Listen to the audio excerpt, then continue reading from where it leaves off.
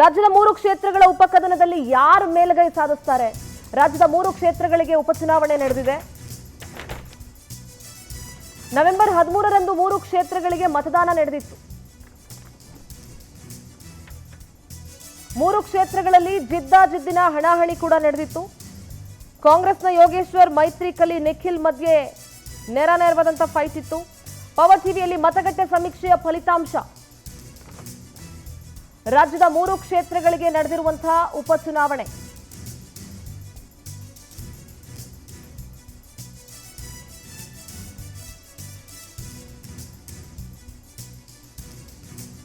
ಮೂರು ಕ್ಷೇತ್ರಗಳಲ್ಲೂ ಕೂಡ ಜಿದ್ದಾಜಿದ್ದಿನ ಹಣಾಹಣಿ ಇತ್ತು.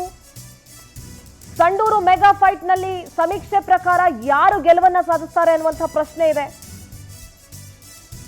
ಕಾಂಗ್ರೆಸ್ನ ಅನ್ನಪೂರ್ಣ ವರ್ಸಸ್ ಬಿಜೆಪಿಯ ಬಂಗಾರು ಹನುಮಂತು ಅಲ್ಲಿ ಸ್ಪರ್ಧೆ ಮಾಡಿದ್ರು. ಇಬ್ಬರ ನಡುವೆ ತೀವ್ರ ಪೈಪೋಟಿ ಇದೆ. ಕಾಂಗ್ರೆಸ್ನ ಭದ್ರಕೋಟೆ ಕೂಡ ಹೌದು. ಪವರ್ ಟಿವಿಯಲ್ಲಿ ಸಂಡೂರು ಕ್ಷೇತ್ರದ ಮತಗಟ್ಟೆಯ ಭವಿಷ್ಯ.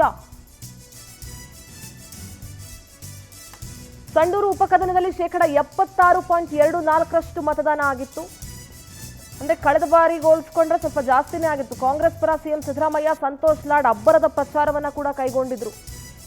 ಬಿಜೆಪಿಯ ಪರ ವಿಜಯೇಂದ್ರ, ಜನಾರ್ದನ್ ರೆಡ್ಡಿ ಕೂಡ ಭರ್ಜರಿ ಪ್ರಚಾರ ಮಾಡಿದ್ರು. ಅಂಡ್ ಕರ್ನಾಟಕದ 3 ಬೈ ಎಲೆಕ್ಷನ್ ಅನ್ನ ಗಮನಿಸಿದಾಗ 3 ಕ್ಷೇತ್ರಗಳಲ್ಲೂ ಲಾಸ್ಟ್ ಟೈಮ್ 2023 ಕಂಪೇರ್ ಮಾಡಿದ್ರೆ ವೋಟಿಂಗ್ ಪರ್ಸೆಂಟೇಜ್ ಜಾಸ್ತಿನೇ ಇತ್ತು ಈ ಸಲ.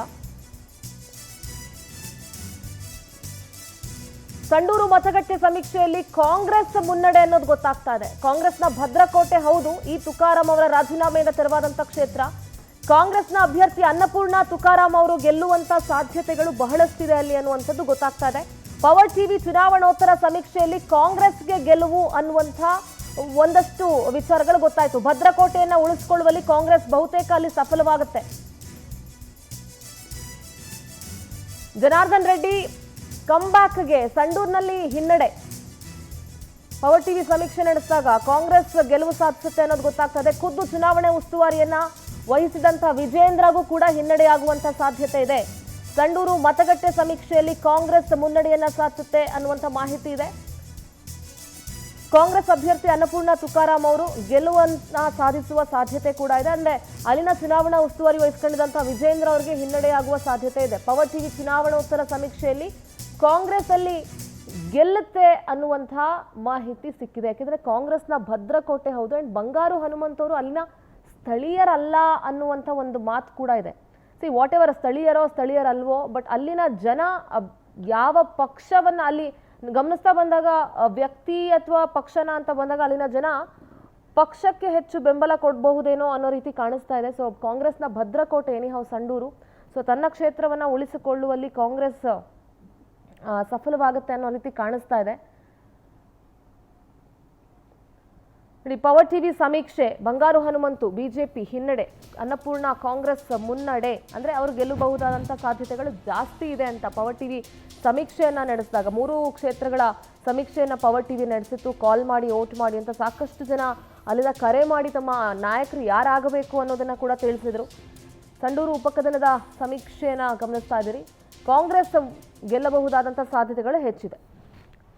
ಎಸ್, ಸಂಡೂರಿನ ವಿಚಾರಕ್ಕೆ ನಾನು ಚರ್ಚೆನ ಮಾಡ್ತಾ ಹೋಗ್ತೀನಿ. ಎಸ್, ನಟರಾಜ್ ಗೌಡ್ರೆ, ಕಾಂಗ್ರೆಸ್ನ ಭದ್ರಕೋಟೆ ಸಂಡೂರು. ಹೌದು, ಕಾಂಗ್ರೆಸ್ನ ಭದ್ರಕೋಟೆ ಭೇದಿಸಬೇಕು ಅನ್ನುವಂಥ ನಿಟ್ಟಿನಲ್ಲಿ ವಿಜಯೇಂದ್ರ ಅವರು ಸಾಕಷ್ಟು ಅಲ್ಲಿ ಪ್ರಚಾರವನ್ನ ಮಾಡಿದ್ರು ಕೂಡ ಪವರ್ ಟಿವಿ ಸಮೀಕ್ಷೆ ಪ್ರಕಾರ ಸಂಡೂರಿನಲ್ಲಿ ಕಾಂಗ್ರೆಸ್ ತನ್ನ ಕ್ಷೇತ್ರವನ್ನು ಉಳಿಸಿಕೊಳ್ಳುತ್ತೆ ಅಂತ ಗೊತ್ತಾಗ್ತಾರೆ. ಹೌದು, ಇಲ್ಲ, ಯಾಕಂದರೆ ಸಂಡೂರಲ್ಲಿ ತುಕಾರಾಂ ಅವರು ಒಳ್ಳೆ ಕೆಲಸ ಮಾಡಿದ್ದಾರೆ. 4 ಬಾರಿ ಶಾಸಕರಾಗಿ ಸಿದ್ದರಾಮಯ್ಯರ ಕಳೆದ ಸರ್ಕಾರದಲ್ಲೂ ಒಳ್ಳೆ ಯೋಜನೆಗಳು ತೊಗೊಂಡೋಗಿ ಕೆಲಸ ಮಾಡಿದ್ದಾರೆ. ಅದು ವಿಸಿಬಲ್ ಇದೆ ಅಲ್ಲಿ ಅವರ ಅಭಿವೃದ್ಧಿ ಕಾರ್ಯಗಳು. ಹಾಗಾಗಿ ಅವರು ಪಾರ್ಲಿಮೆಂಟ್ಗೆ ಹೋದ್ಮೇಲೆ ಯಾರು ಅಭ್ಯರ್ಥಿ ಆಗಬೇಕು ಅಂತಲೇ ಒಂದು ಭಾಳ ಚರ್ಚೆ ಆಗಿ ಅದು ಅನ್ನಪೂರ್ಣಮ್ಮ ಅವರಿಗೆ ಅವಕಾಶವನ್ನು ಆಗಿದೆ. ಬಟ್ ಅವರು ನಿರಾಯಾಸವಾಗಿ 30,000 ರಿಂದ 35,000 ಲೀಡಲ್ಲಿ ಗೆಲ್ತಾರೆ ಅಂತ ಒಂದು ನಮಗೆ ಮುಂಚೆನೇ ನಮಗೆ ಸಮೀಕ್ಷೆ, ಆಂತರಿಕ ಸಮೀಕ್ಷೆಯಲ್ಲೂ ಆ ಥರ ಬಂತು ಮಾಹಿತಿ.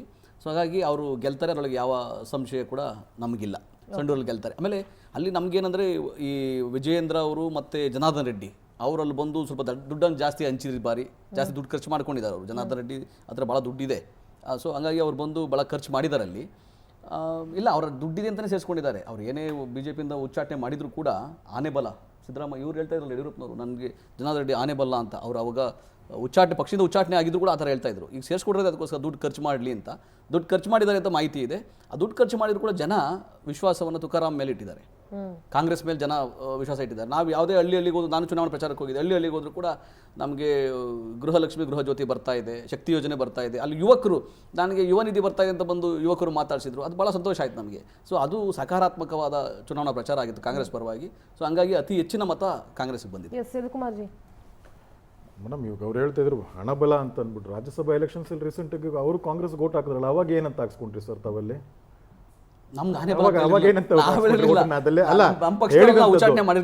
ಹೇಳಿದಂಥದ್ದು ಅವರು ಚುನಾಯಿತರಾಗಿ ಬಂದಿರೋವಂಥದ್ದು, ಜನರ ಮುಂದೆನೇ ಚುನಾಯಿತರಾಗಿ ಬಂದಿರೋವಂಥದ್ದಲ್ಲಿ ನೋಡಿ ಮೇಡಮ್, ತುರುಸಿನ ಸ್ಪರ್ಧೆ ಅಂತೂ ಡೆಫಿನೆಟ್ ಆಗಿ ಇದ್ದೇ ಇದೆ. ಇದರಲ್ಲಿ records are made, it has to be broken ಅಂತ. ಕಾಂಗ್ರೆಸ್ದೇ ಇದ್ದಿದ್ರು ನಮ್ಮ ಎಫರ್ಟ್ಸ್ ಜಾಸ್ತಿ ಇದೆ, ನಮ್ಮ ಕ್ಯಾಂಡಿಡೇಟ್ ಜಾಸ್ತಿ ಇದೆ, ಮತ್ತೆ ನಮ್ಮ ರಾಜ್ಯಾಧ್ಯಕ್ಷರು ಎಫರ್ಟ್ಸ್ ಹಾಕಿದ್ದಾರೆ.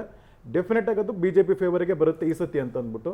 ಯಾಕಂದ್ರೆ ಒಂದು ಅಲ್ಲಿನ ಸ್ಥಳೀಯವಾಗಿರುವಂಥ ಕೆಲವು ಅಸಮಾಧಾನಗಳು ಬಿಜೆಪಿಗೆ ಅದು ವರವಾಗಿ ಬರುತ್ತೆ. ಕೆಲವು ಅಲ್ಲಿರುವಂಥ ಕಾಂಗ್ರೆಸ್ನಲ್ಲಿ ಇರುವಂಥ ಒಳಜಗಳಾಗ್ಬೋದು, ಬೇರೆ ಬೇರೆ ಇದಾಗ್ಬೋದು, ಕ್ಯಾಂಡಿಡೇಟ್ ಪರವಾಗಿ ಯಾಕೆ ಅದೆಲ್ಲ ಅವರೇ ಕ್ಯಾಂಡಿಡೇಟ್ ಆಗಬೇಕಾಗಿರುವಂಥದ್ದು ಅಂತ ಅಂದ್ಬಿಟ್ಟು. ಸೊ ಈ ನಿಟ್ಟಿನಲ್ಲಿ ಅಲ್ಲಿನ ಜನ ಈ ಸತಿ ಸಂಡೂರಿನಲ್ಲಿ ಡೆಫಿನೆಟ್ ಆಗಿ ಭಾರತೀಯ ಜನತಾ ಪಾರ್ಟಿಗೆ ವೋಟ್ ಮಾಡ್ತಾರೆ ಮೇಡಮ್. ವೋಟ್ ಮಾಡಿದರೆ ಅವ್ರ ರಿಸಲ್ಟ್ ಪಾಸಿಟಿವ್ ಆಗಿ ಬಿಜೆಪಿ ಪರವಾಗಿ ಇರುತ್ತೆ ಅಲ್ಲಿ. ಈಗ ಅಲ್ಲಿ ಎಲ್ಲೋ ಒಂದ್ ಕಡೆ ಇಷ್ಟು ವರ್ಷ ತುಕಾರ ಮಾಡಿರುವಂತ ಕೆಲಸ ಅಥವಾ ಬಂಗಾರು ಹನುಮಂತ್ ಅವ್ರನ್ನ ಜನ ಅಷ್ಟು ಈಸಿಯಾಗಿ ಎಕ್ಸೆಪ್ಟ್ ಮಾಡ್ತಾರೆ ಅಂತ ಅನ್ಸುತ್ತಾ ನಿಮ್ಗೆ ಅಲ್ಲಿ? Madam everything when you start first ಮಾಡುವಂಥದ್ದು ಎಲ್ಲನೂ ಅದು ಇರುತ್ತೆ ಅಲ್ಲಿ. ಬಟ್ ಬಂಗಾರು ಹನುಮಂತ್ ಅವರು ರಾಜ್ಯದ ST ಮೋರ್ಚಾದ ಅಧ್ಯಕ್ಷರು, ರಾಜ್ಯದ ಅಧ್ಯಕ್ಷರು ಅವ್ರು ವಹಿಸ್ಕೊಂಡಿದ್ದಂಥ ಲಾಸ್ಟ್ 1 ವರ್ಷದಿಂದ ಅವ್ರು ಕೆಲಸ ಮಾಡ್ತಾ ಇದ್ದಾರೆ. ಅವರು ವಹಿಸ್ಕೊಟ್ಟಂಥ ರಾಜ್ಯಾದ್ಯಂತ ಓಡಾಡಿದ್ದಾರೆ ಇದರಲ್ಲಿ. ಸೊ ಯಾವುದು ವಾಲ್ಮೀಕಿ ನಿಗಮದ ಬಗ್ಗೆ ಏನು ಈ ಹಗರಣದ ಬಗ್ಗೆ ಏನಾಯಿತು ಅದು ತುಂಬ ಸದ್ದು ಮಾಡಿದಂಥದ್ದು. ಆ ಭಾಗದಲ್ಲಿ ಏನು ಜನ ಇದ್ದಾರೆ ಅದು ಸದ್ದು ಮಾಡಿದಂಥದ್ದು. ಜನರ ದುಡ್ಡು ಯಾರಿಗೆ ಆ ಒಂದು ವಾಲ್ಮೀಕಿ ಸಮುದಾಯಕ್ಕೆ ಹೋಗಬೇಕಾಗಿತ್ತು, ಆ ಸಮುದಾಯದ ಜನರು ವಂಚಿತರಾದರು ಆ ಯೋಜನೆಗಳಿಂದ. ಇದರಿಂದ ಡೆಫಿನೆಟ್ ಆಗಿ ಅದು ಕಲ್ಯಾಣ ಕರ್ನಾಟಕ ಭಾಗದ ಏನಿದೆ ಈ ಸೀಟ್ ಏನಿದೆ, ಡೆಫಿನೆಟ್ ಆಗಿ ವಾಲ್ಮೀಕಿ ಹಗರಣದ್ದು ಇದು ದೊಡ್ಡ ಒಂದು ಇಂಪ್ಯಾಕ್ಟ್ ಬೀಳುತ್ತೆ, ಬಿಜೆಪಿ ಪರವಾಗಿರುತ್ತೆ. ಯಾವ ಒಂದು ಪಕ್ಷ, ಯಾವ ಒಂದು ಸರ್ಕಾರ ತನ್ನ ಯೋಜನೆಗಳನ್ನು ಇದಕ್ಕೋಸ್ಕರ ಸರ್ಕಾರದ ಚಾರ್ಜ್ ಶೀಟ್ ನಲ್ಲೂ ಪಾಪ ಹೆಸರೇ ಇಲ್ಲದೆ ಇರುವಂತ ಮಾಡಿದಂಥದ್ದಕ್ಕೆ ಜನ ಅದನ್ನ ಪ್ರತ್ಯುತ್ತರವಾಗಿ ಕೊಡ್ತಾರೆ ಮೇಡಮ್.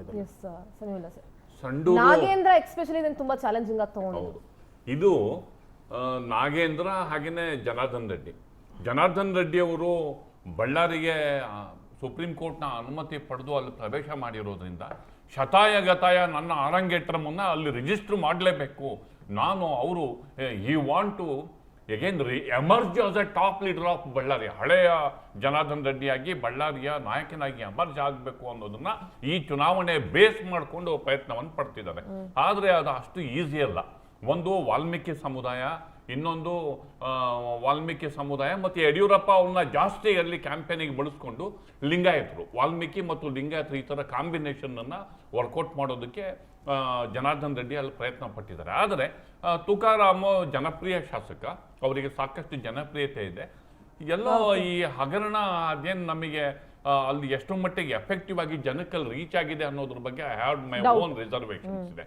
ಹೀಗಾಗಿ ಫಲಿತಾಂಶ ನಾಗೇಂದ್ರ ಅವರ ಪಾಲಿಗೆ ಈ ಫಲಿತಾಂಶ ದಿಕ್ಸೂಚಿ ಆಗುತ್ತೆ. ಅದು ಒಂದು ರೀತಿಯಲ್ಲಿ ನಾಗೇಂದ್ರ ಅವ್ರ ಪಾಲಿಗೆ ಅವರು ಅದನ್ನ ಬೇಕಾದ್ರೆ ಆಮೇಲೆ ಕ್ಲೈಮ್ ಮಾಡ್ಕೋಬಹುದು, ಜನಾದೇಶ ನನ್ನ ಪಾಲಿಗೆ ಸಿಕ್ಕಿ ಜನಾದೇಶ ಅಂತ ಕ್ಲೈಮ್ ಮಾಡ್ಕೋಬಹುದು. ಅಲ್ಲಾರು ಕೋರ್ಟ್ ಆದೇಶನೇ ಅಂತಿಮ ಆಗುತ್ತೆ, ಆದ್ರೆ ಪೊಲಿಟಿಕಲಿ ಆ ಥರ ಕ್ಲೈಮ್ ಮಾಡ್ಕೋಬಹುದು.